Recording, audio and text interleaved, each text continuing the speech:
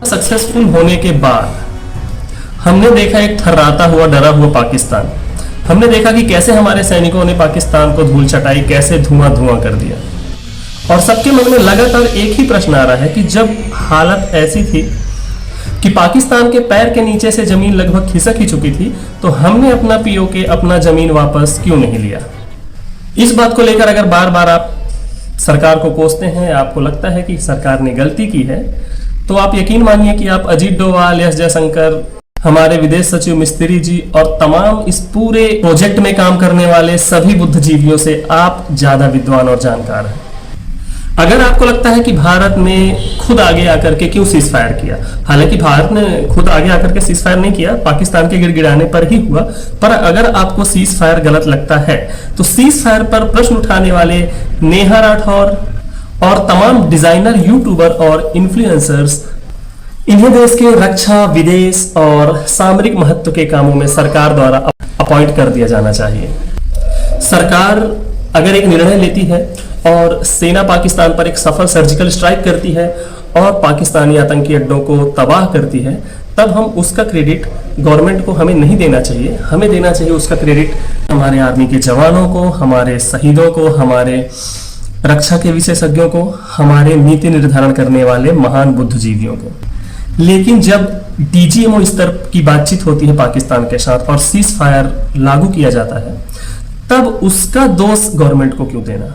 क्या तब हमारे रक्षा विशेषज्ञ, हमारे आर्मी के जो महत्वपूर्ण बड़े लीडर्स हैं, बहुत ही ज़्यादा अनुभवी अजीत डोवाल हैं, एस जयशंकर साहब हैं जो विदेश सचिव थे, अभी विदेश मंत्री हैं, इतने बड़े बड़े बुद्धिजीवी और सामरिक विषय के जानकार हैं, क्या इस सीज फायर के लिए हमको किसी को दोष देना चाहिए? क्या हम उन सबसे ज़्यादा समझदार हैं?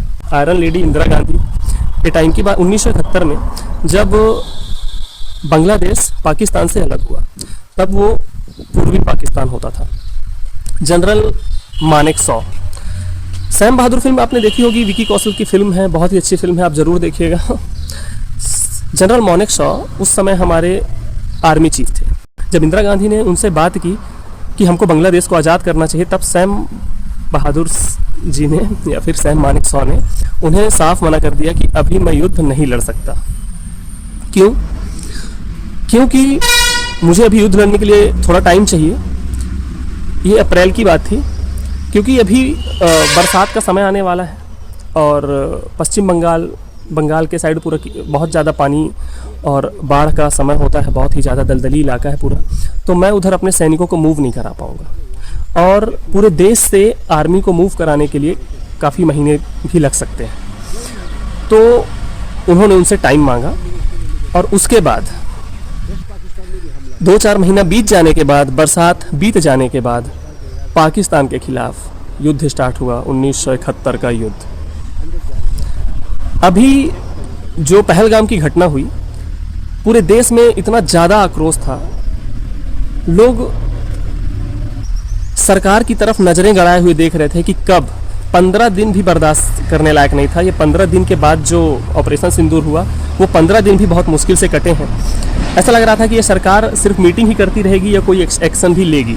सरकार के बड़े बड़े जो पदाधिकारी हैं वो लगातार आके अपने बयानों से, मोदी जी हो, अमित शाह, सबने लगातार ये आश्वासन दिया देशवासियों को कि कड़ी कार्रवाई होगी, इसलिए लोग शांति से देखते रहे और 15 दिन के बाद ये ऑपरेशन सिंदूर हुआ। इस 15 दिन में क्या हमारी तैयारी उस लेवल की थी कि हम पीओके वापस ले लेते? तो अगर हम पीओके वापस लेने की स्थिति में हैं और पाकिस्तान इतना ही कमज़ोर है, तो आप ये क्यों नहीं मान के चलते कि शायद इस पर भी कोई प्लानिंग या कोई एक्टिविटी चल रही होगी? बरसात आने वाला है, बरसात के बीतने के बाद देखते हैं, कुछ संभावना बन सकता है। आपको एक बात ध्यान रखना चाहिए कि पीओके पर कब्जा मिसाइलों से या बंदूकों से नहीं हो सकता, बल्कि वहाँ तक, पीओके के अंतिम सीमा तक हमको अपनी सेना मूव करानी पड़ेगी और उसके लिए महीनों का समय लगेगा, युद्ध थोड़ा लंबा चलेगा, उन सब के लिए हमको तैयार रहना पड़ेगा।